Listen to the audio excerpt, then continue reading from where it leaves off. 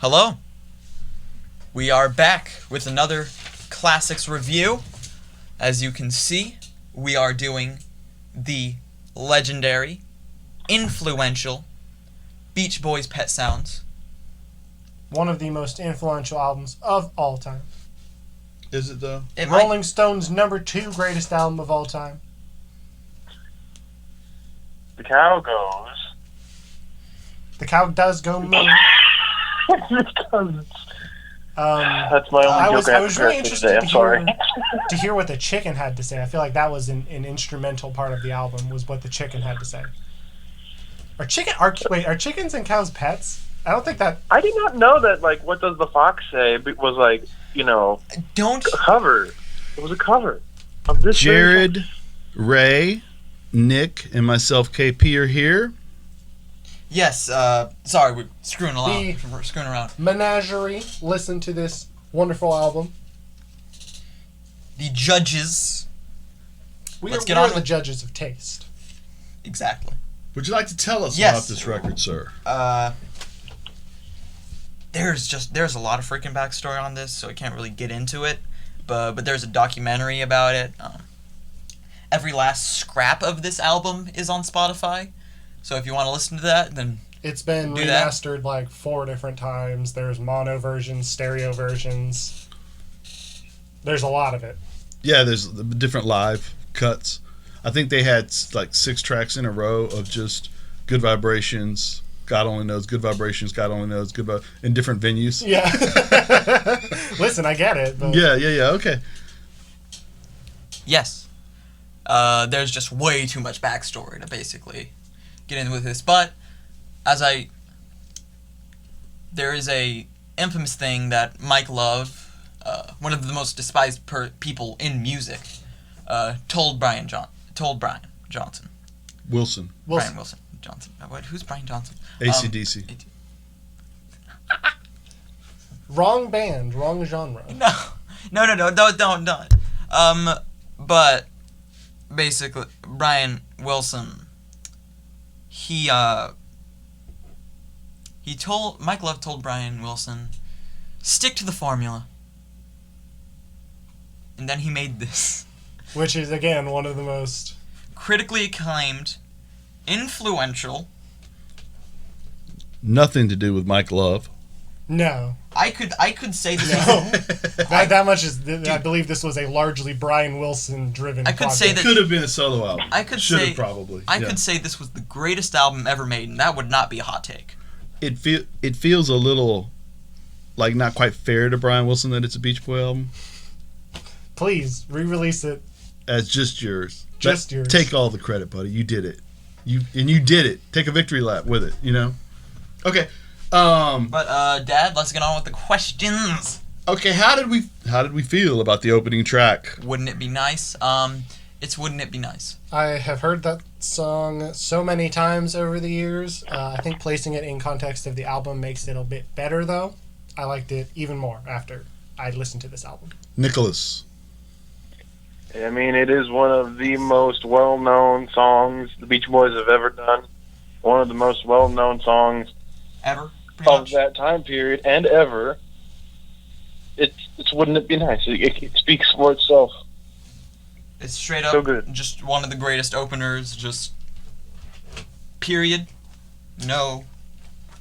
And again, I loved it in the context of the album, it being so overly cheery and looking forward to the future, as opposed to a lot of the rest of the album being very melancholy and kind of looking at the past in a greater light. I love that.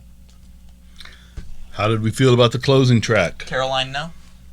Perfect for a closing track, I would believe. Just, I mean, it kind of encapsulates a lot of what the album is talking about, where looking upon the past favorably, and this person that you loved has changed, and you think, well, who's changed you? Was it me? Was it just time? Stuff like that, man. It's just especially with the album ending with just like Caroline, no. Just the most feeble attempt at trying to challenge the forces of time. I loved it. Nick? Yeah, absolutely. Like, Jared basically took all my talking points, but yeah. That's what I'm here for, buddy. Okay. I think sometimes too when we look at great albums nowadays, we can forget that there's a side one and a side two. And the way that this thing ends on Sloopy John B. and then begins the next side on God Only Knows, it's you don't get that kind of if you're listening to boom boom boom in a row and you don't think about the fact that somebody at one point had to eject the tape and put it back in the other way or flip the record. It's crazy because it should ruin the entire flow of the album, but it doesn't. But it's great. Yeah, it's hard for greatness to ruin something. But I get exactly what you're saying. It's different from everything else, but right? It doesn't. Right. And it all works somehow. Right. Now, what was your favorite track on the record? Probably Caroline, no. I'll let Nick go first If so I I can can- ponder it for a moment longer. Nick, what you got, buddy? God only knows, man. God only knows. I think my favorite would be Don't Talk, Put Your Head on My Shoulder, I could. or Sloop John B. Because one of them is so sweet and sad, and it just makes me feel so many emotions with Don't Talk. But Sloop John B just kind of, I don't know, it just rules. It's so funny too to hear a song that has somewhat to do with fighting and things like that. Yes. With those particular voices and the background that it has, it's surreal in a good way, and it's just a wonderful track. He just wants to go home. I'm with you though, Nick. I don't know that I've ever gotten over hearing God Only Knows, and every time I hear it, it's like the first time for me. It's really well done. Yes, go ahead, Nick. God only knows has a special place in my heart, partially because I remember playing it hearing it in the game BioShock Infinite and hearing the barbershop version of it was very. But also just the song itself is just this nice little ballad that's kind of it does have a kind of melancholy twang to it that Jerry was talking about earlier that kind of permeates the album, and it has that weird. When I think of a ballad, this is the first thing I think of and set the bar for this is the ballad and end of discussion. This is the looking back nostalgic kind of deal. You know what I mean? But even still, he does leave the concept out there that it doesn't have to work out.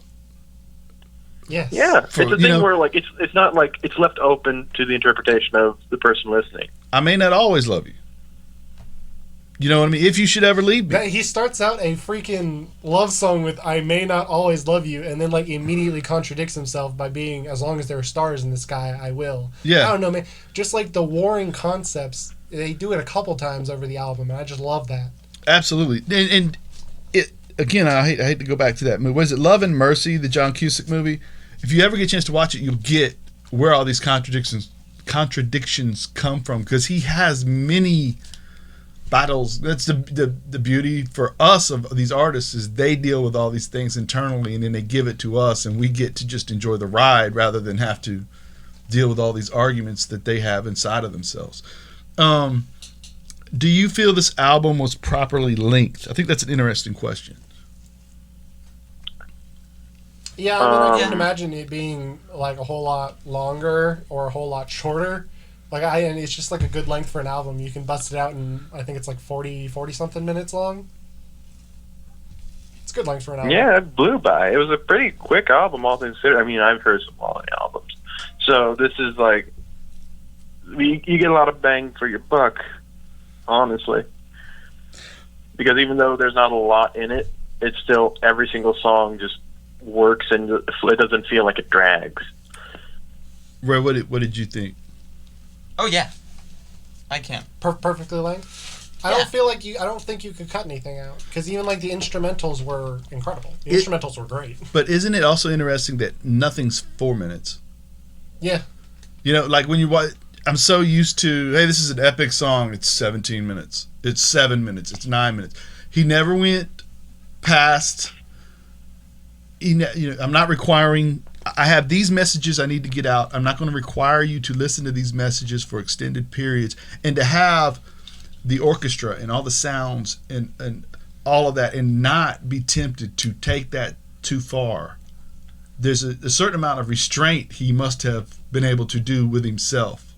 You know, that was amazing to me, and I just overwhelmed. What did you think? What did you rate this track out of 10? This track. What did you rate this Album out of 10? Nick, I know you have a hot take with this. This absolutely just 10. He gives it a straight up 10 out of 10. yeah, Perfect. it's a 10. It's Pet Sounds. I have a paper of albums that I think are 10 out of 10s. I literally didn't put Pet Sounds on it because it's so obvious that it's a 10. 9. Oh, 9. 9. That's so Really? good. What's the takeaway? I don't love the vocals. In all honesty, I do not think he has incredibly strong vocals. I think that they're okay, but when the rest of the music is so rich and layered, it feels like they fall a little flat. And now you have stumbled upon why Mike Love exists. Yes. You know what I mean? That dude was his vocalist. When they harmonize their voices, it sounds great. But again, when everything is so rich and layered and I'm listening to it, I'm like, oh man, the music rules. And then the voice comes in and I'm just like, this is okay. Right. I get it. I don't know, it's not like the world's biggest gripe and the album is still phenomenal. it's not But it's like- 9 just- out of 10 is pretty doggone good. Yeah. You know not what I mean? like- It's not like you said 4. They ain't like, oh gosh darn, I got 9 out of 10. No, yeah, but that's about it. But again, everything else of the album, the emotional resonance it had with me, the composition is unreal good. It's just unreal. Okay. Ray, did you give it? Yeah, I gave it a 10. Okay. What about It's you, freaking KP? Pet Sounds. 7. 7. 7. There we go. Were the All beats right. too stiff? Ooh. What were your You guys are marks. what was your takeaways from There's the not one 12-minute song on the whole thing. Bro, Huh? that's what I'm talking about, dude. Not Dude. enough prog rock in it, dude. Dude. Right. Not enough It's not, guitar it's solos, not man. proggy enough. There's a little oboe If in there. there is not no a lot, operatic, right? There is not enough French horn, oboe, Gotta say though, Brian. chimes. I gotta say so. Brian Wilson did not scream sing enough. I'll be honest with you though. It's fantastic, and there are moments, and I've actually over the years I've delved into this multiple times, this record multiple times in different scenarios of my life, whatever, and I like it. I love it sometimes, but, and I don't know how to say this. It's not exactly what I do. And that's totally fair. You know what I mean? Like to me, I enjoy funk. I enjoy a lot of things that other people do, and I totally get the things that I would say is a perfect record. I think this is his perfect record. Absolutely. Yeah. I think he went out and set out to create a sound that would portray his ideas in a certain way, and I think he did that exactly correctly. And he utilized things he'd never even utilized before in order to do it, and I think that's amazing. And I think this is a tremendous study in a man's ability to create art. Yes. It just is not, It's not your thing. which is crazy because, like I said, I probably spent 5 months of my life listening to this record. So I'm not saying it's not my thing. I'm just saying there are other ways I go. I totally feel that. You know, that 100%. kind of thing. Okay. I think that's a wrap up. Is that a wrap? Is it? What about verses? Did you have any? Hold on. How much time do we go?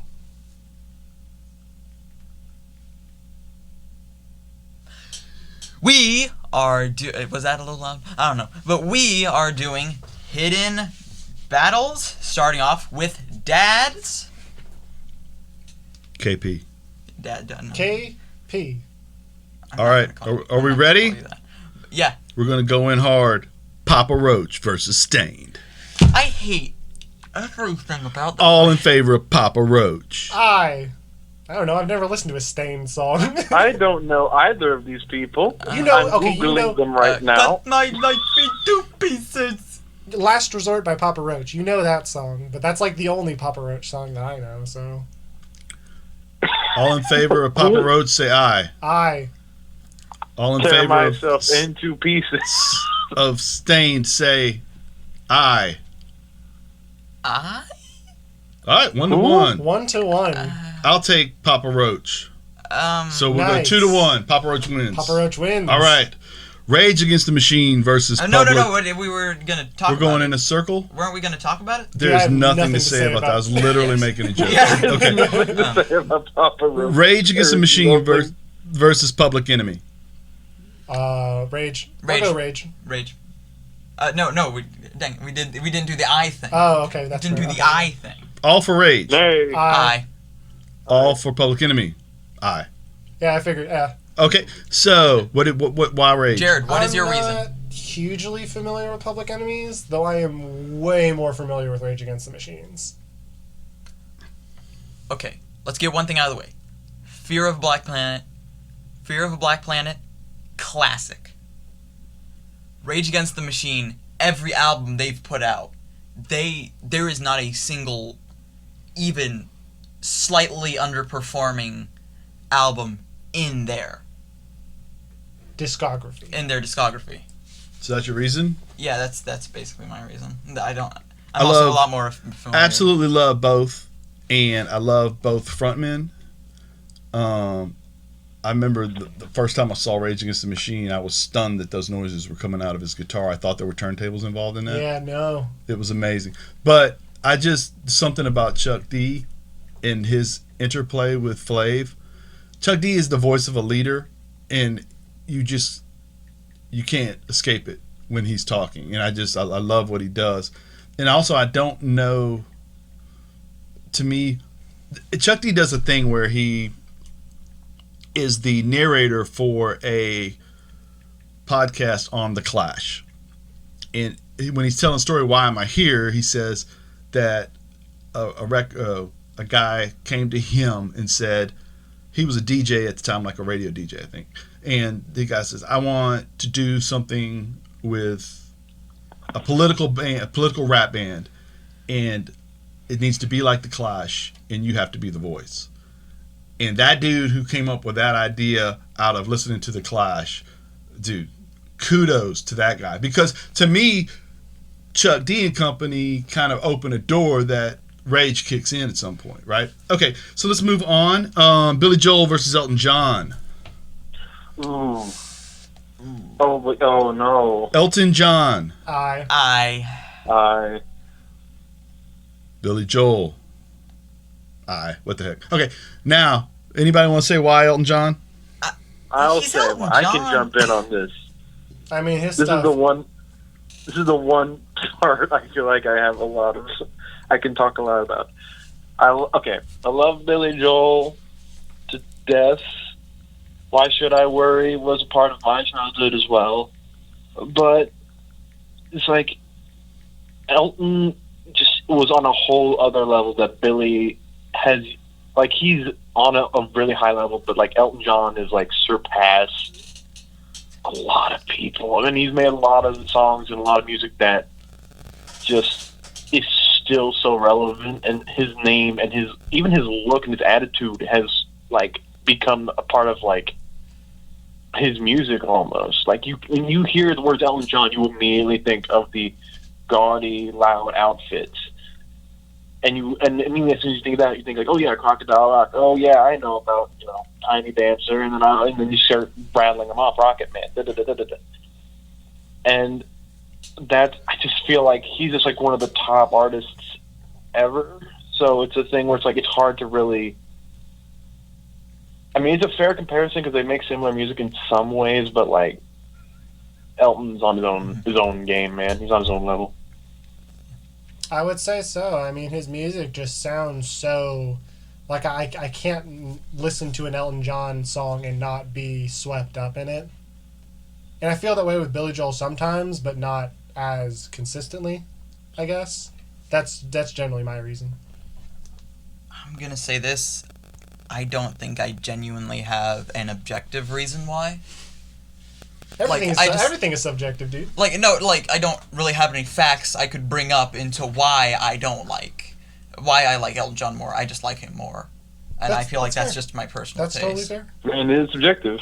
Glass Houses and Innocent Man are a very big part of my musical formation.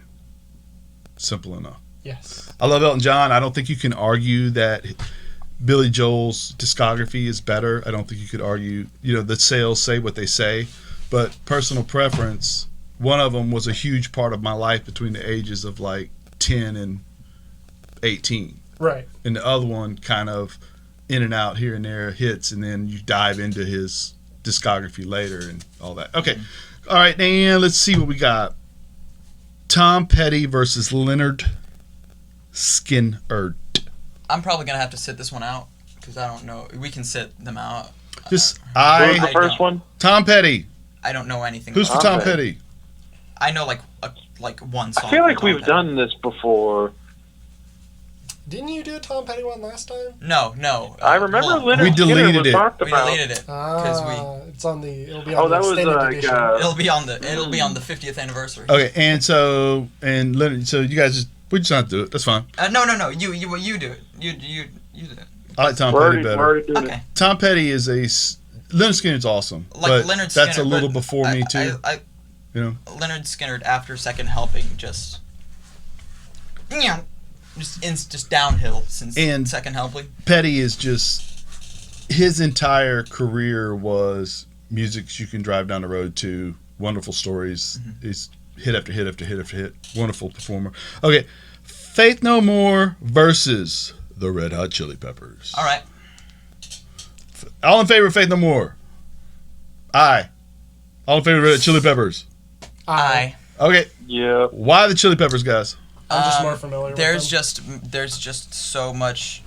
I think Chili Peppers have a lot more phases. Like they've put out more different types of It's like music. it's like 87 to 2020. So yeah. Yeah, it's like 87. And I probably have the unpopular opinion here because most people think Faith No More is better than Chili Peppers, but No, I don't no? think so. Really? No, I feel like a lot of people don't know who Faith No More is. Not beyond Well, right the now. people who know who Faith No More is usually think That's that Faith fair. No More is better than Chili Peppers. But it's just there's Blood Sugar, Californication, Stadium Arcadium. There's just so much there that I feel like you can dive into. Bangers. Right. And I don't really feel like they have and I'm not saying Faith No More have this. I'm not very familiar with Faith No More. I've listened to like one album. But I feel like Red Hot Chili Peppers don't have a just straight up intolerable album. Like they have albums that I'd rather not listen to, but they don't really have an album that it's revolting. Do you have do you want to expound on this? You don't? Okay. Nick, do you want to expound on this? I feel like Jared and Ray kind of touched all the points I was going to say. Okay. Faith No More to me is so again, this is a thing where you go, okay, well the Red Hot Chili Peppers, you can't argue the discography, right? Like I can't put up a handful of albums versus decades of albums and say this is better. It's a personal preference thing. I think it's okay to do that with music. And I think if you like what wound up being rap rock, both these bands kind of started in their own way. And Michael Patton is an amazing vocalist in a way that I really enjoy. I am not You know what I mean? And downplaying Mike Patton as a vocalist. Angel Dust is a spectacular album, and so is Epic, and I really just also CM Punk got his name from the first lead singer, so that's pretty cool too. All right, anyway, now let's go to somebody else. Ray. Me. All right.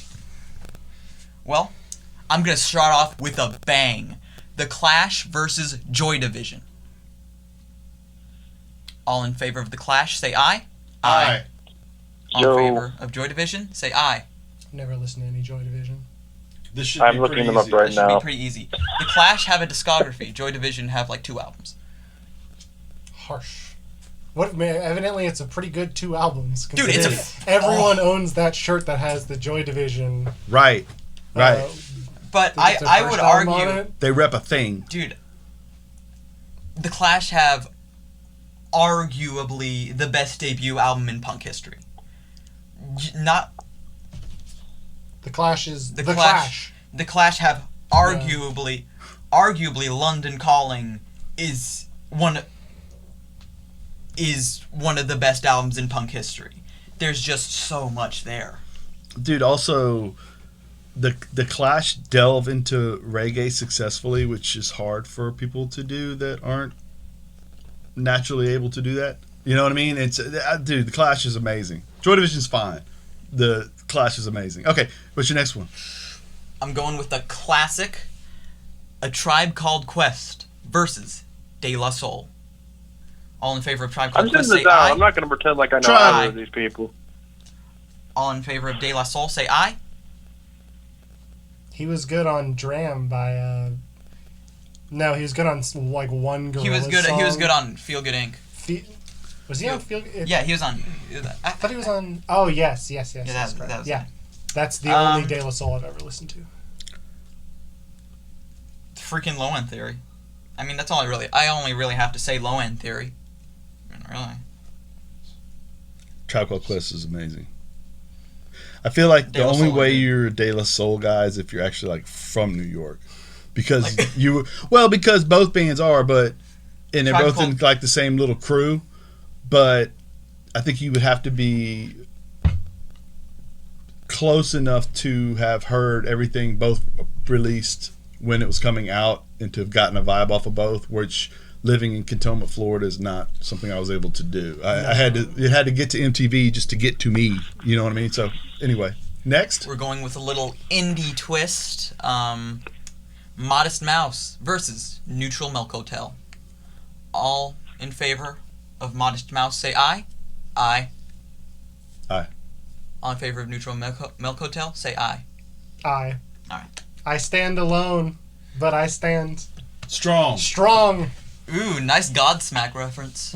Hey, dude, you know I love the Godsmack, brother. Or Jackal.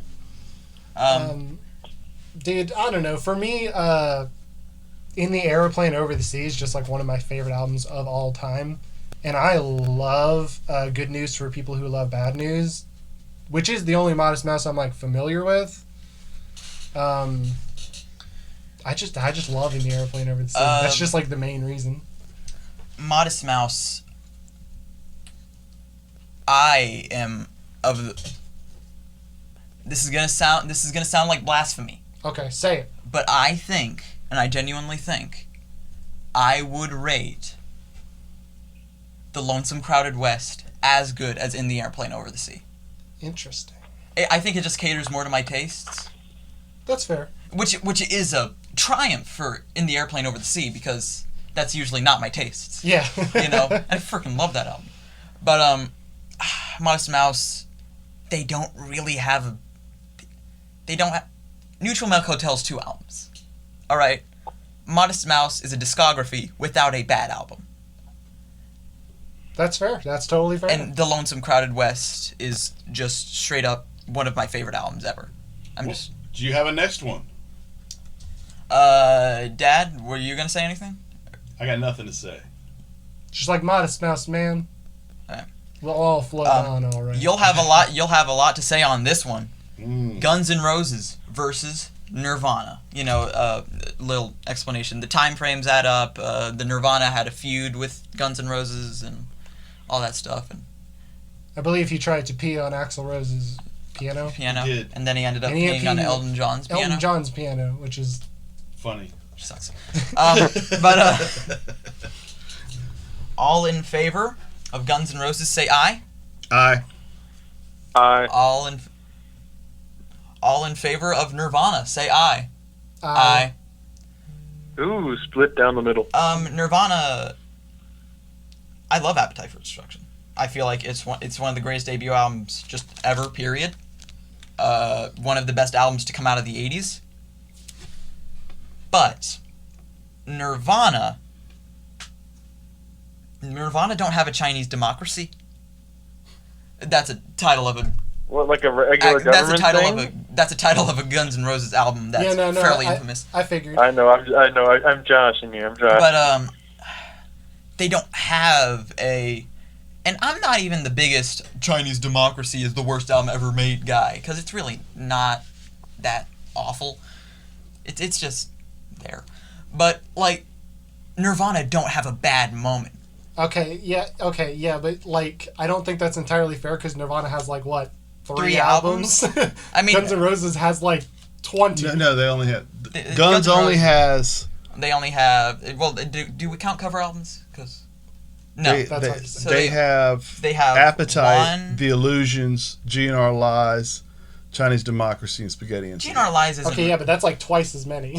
They have 3. But I wouldn't count a cover album, and I also wouldn't count. You would GNR. if Nirvana had put it out, but he Right. died too quick. They have a dude.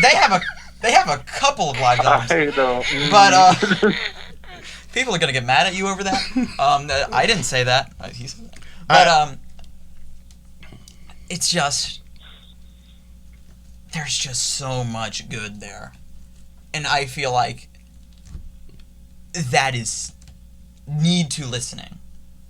I think that I honestly think that there is a place for. I think that there's a place for a Guns N' Roses podcast that goes right before a Nirvana podcast, and how those two bands can be linked in spite of the fact that they hated each other.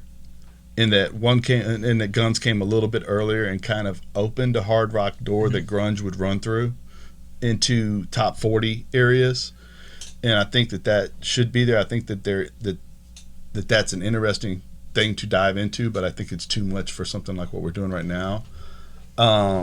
It's obviously a personal preference thing. If you like what Nirvana does more so than what Guns does, but to me,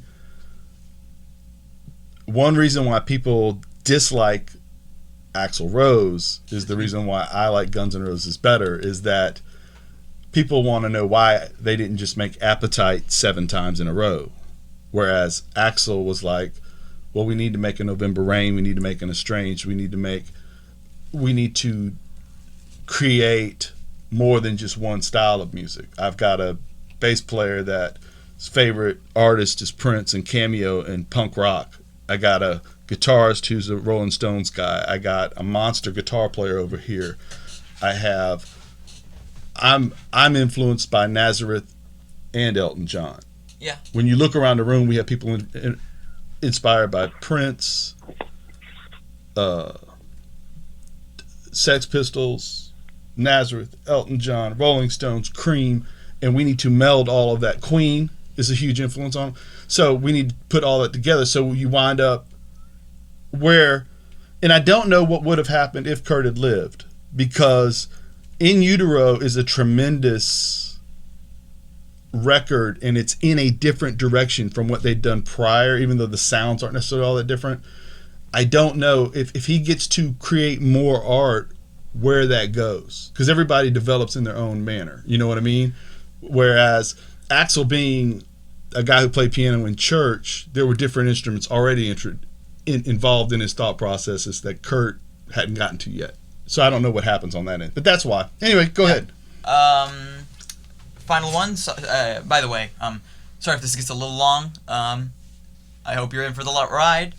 My last question: Stone Temple Pilots versus Alice in Chains. Oof, that's tough. Tough one. If you don't know, if you're my age, it's tough. like if you need to sit this one out, then you can. Oh, I'm sitting this one out. This is not a question. All for Stone Temple Pilots say aye. The silence Wow. is deafening. All for Alice in Chains say aye. Aye. I think that has more to do with Alice than it does STP. Those first, okay, can I start out first? Please. Those first 2 Stone Temple Pilots albums are amazing. And they do have some underrated albums after that. But Alice in Chains have never gotten as bad as that self-titled album. That first self-titled album. Mm-hmm. And I think Stone Temple Pilots should just retire by now. Like, I'm just no cap. They Calling for their retirement. like Retire. Whoever the singer is. He's dead. He's dead? Yeah. Yeah, that's He is officially retired. The permanent retirement. Will not be coming back, right? Scott Weiland, OD. but, No comeback tour. yeah. Right. Not unless Jesus. Scott Unless Weiland he's writes returned. great hooks. But yeah, Jerry Cantrell writes But great songs. As much as I have raved on and on about the new Alice in Chains, the one that came after they replaced Lane Stanley. Staley. Staley? Yes. Is that? It's all good. I always pronounced it Stanley because there was always spelled out like that. I got you. But those 90s albums, dude, even the freaking live album is just, it's all incredible.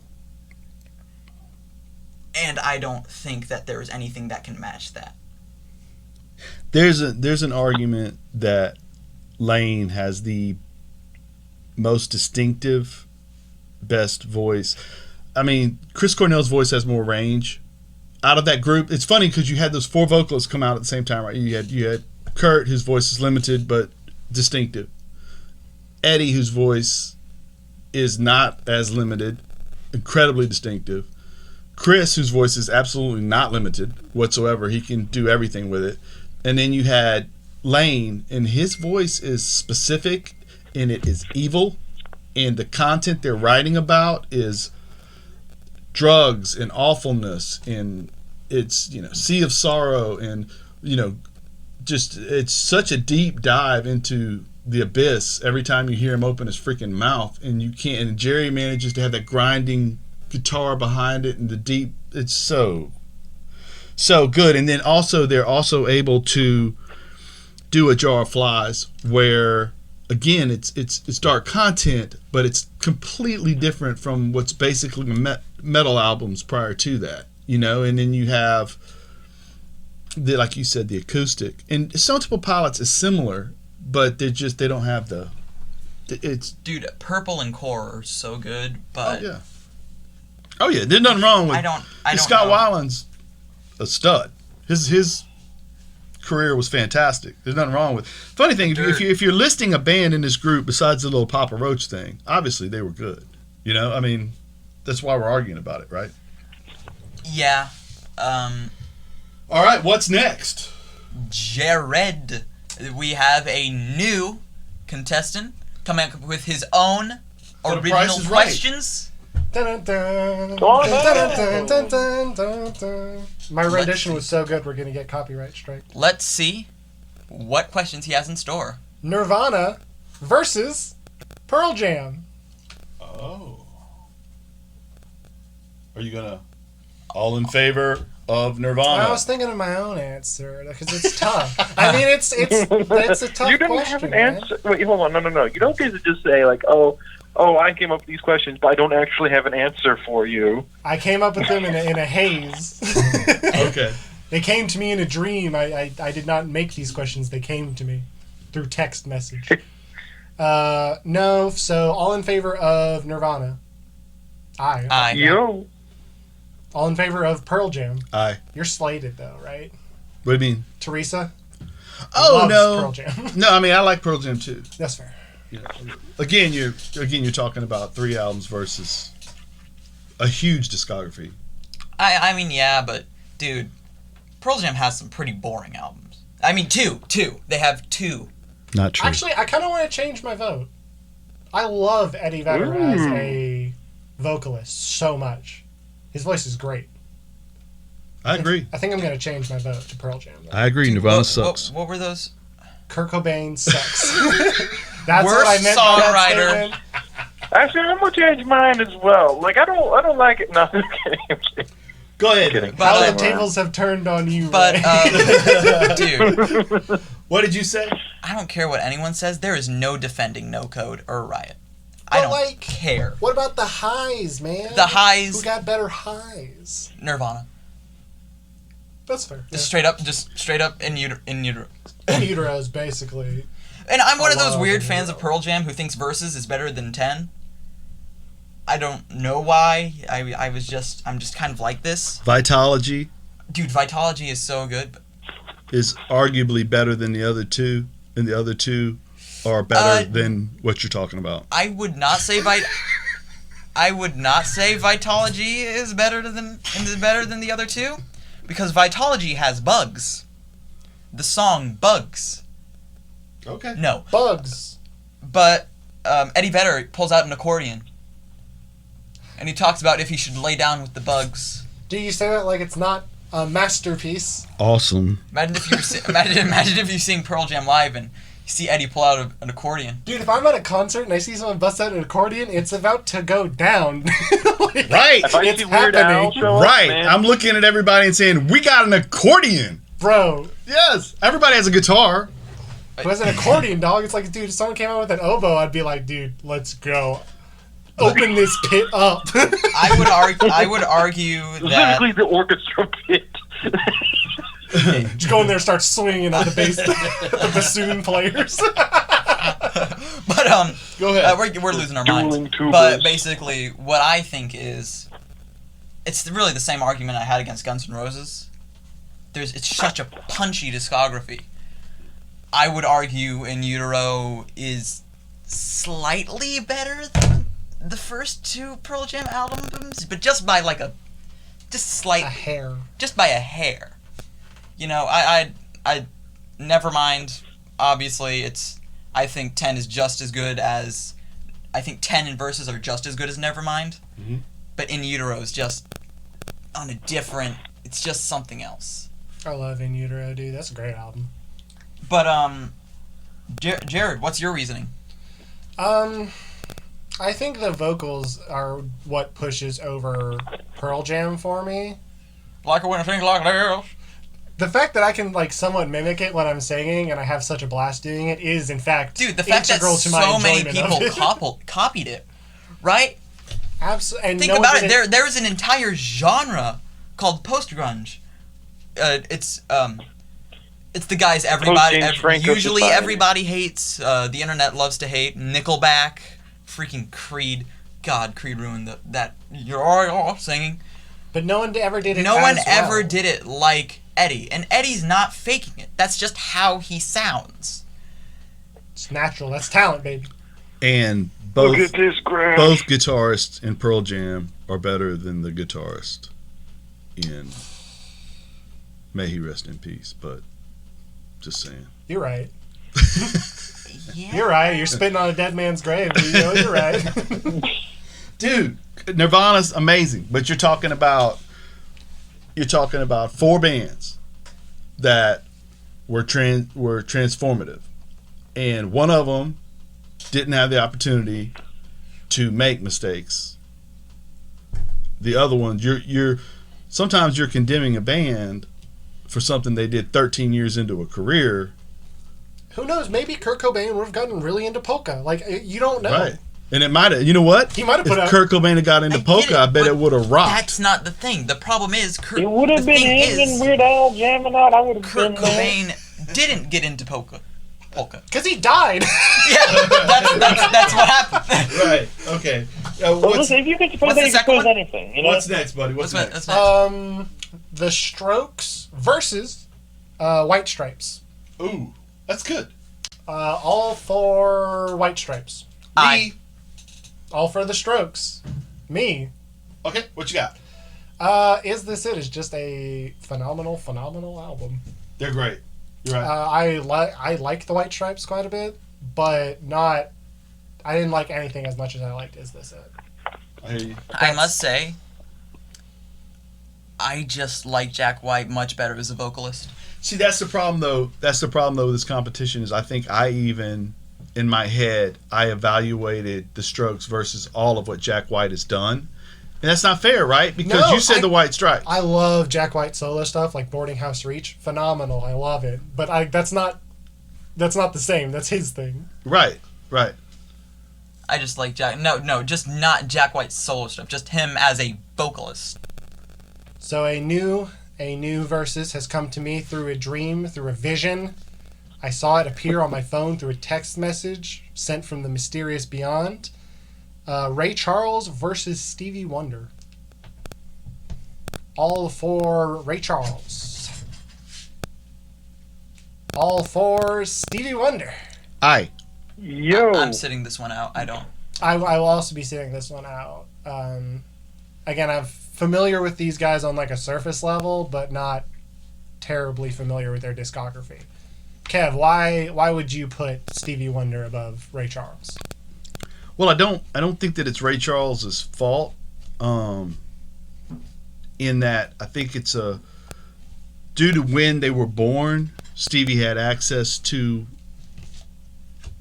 more organ synths, stuff like that, whereas Ray was stuck with the piano there. And so it turns into Ray is doing some form of early rock and roll blues, and it's beautiful. Right. And you know, they're what he did in his time was perfect for him, right? Whereas Stevie starts with Little Stevie Wonder, where he's snapping and playing a harmonica, and turns that into playing a piano, which turns that into a leader in funk, which turns into some of the great records to ever be made. And that's, you can't really run from that. Hold on. But you have an extensive career that starts in 66. And then when he gets to 72, Talking Book comes out. Then Intervisions comes out. Fulfilling this first. Then he winds up with Songs in the Key of Life, which is supposed to be perfect. And if you listen to it, you'll get it. You know what I mean? That's one of what we were talking. We started out talking about Pet Sounds. Songs in the Key of Life is in the same, revered the same exact way. You know what I mean? And artists, you know, Ray Charles was great. He didn't go on a run like that. You know, now I'm sure Ray will say that he released something really crappy 30 years later and that ruins the whole discography. But I'm saying, I when can you hear the compare it to glare. a perfect Here's discography, the glare an from a imperfect distance. discography is not as good as a perfect discography. even if one's one album, One album, that's the death One mark. hit wonder. You get, it's like 3 one strikes. perfect record. You get strikes. Yes. Okay. Get one strike. You get Nick- one strike. Nick, did you have something to say? Yeah, I was the one who sent this from the ether because I thought that, aside from the two, just like being real, just tent poles in their respective genres, with like Ray Charles like basically being the granddaddy of blues, and Stevie Wonder being the guy who basically brought funk up to a whole different level. I was basically interested in seeing how people like what the thought process would be on just whether or not blues was more influential, or you think funk is more influential, or like which one do you feel like lasts time longer? And I personally went with Stevie myself, which is obviously no disrespect to Ray Charles. Georgia on My Mind and the Message from the People, I believe, is like one of my favorite Ray Charles albums. Mhm. I think I don't know if that's a popular opinion or not, but it is mine. But that being said, even though Ray Charles like has earned his place in history, in music history, for obvious reasons, I do feel like what you said earlier basically does point the thing of Stevie Wonder kind of took the idea. It's going to sound kind of weird. I don't want to say because he's another blind guy. No, it's like he was able to do similar things to Ray, where Ray was able to like kind of take a genre and move it a little bit forward, move the needle a little bit. And Stevie was able to do that and then just keep it going and just kept the momentum going because he added all these different things. Like you have Sir Duke, which is completely different from, I just call it Say I Love You, which is different from another song. And just every single song that he releases has been always just been like a classic for me. So it's just like There may not be a prettier song than Ribbon in the Sky. absolutely that. Oof. And if you take that and you take Sir Duke and you say somebody made both of those, that's legitimately the argument right there, right? Yeah, that's the argument. I mean, again, not to discount Ray Charles. Again, Georgia on My Mind is Georgia on My Mind. But, isn't she Superstition also in that same, like, not the same album, same discography? Absolutely. All right, so is that a wrap? Yes. Yes? Yes. We're going to wrap it up. Was it? Wrap it up, Ray. Oh, are we not doing that kind of rap? We are not Oh, ever doing that. My Bro, name don't say never. is Jared, and I'm here to say...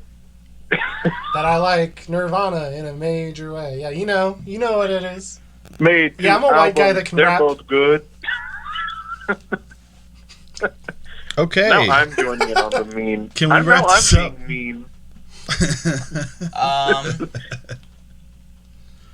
Yes, so... Hold on.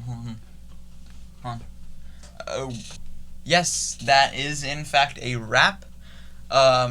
Next episode, we are doing Sign of the Times by Prince. See ya. Yes. That is, I believe, Wow. KP's favorite album. Copyright 2020. See ya. I guess.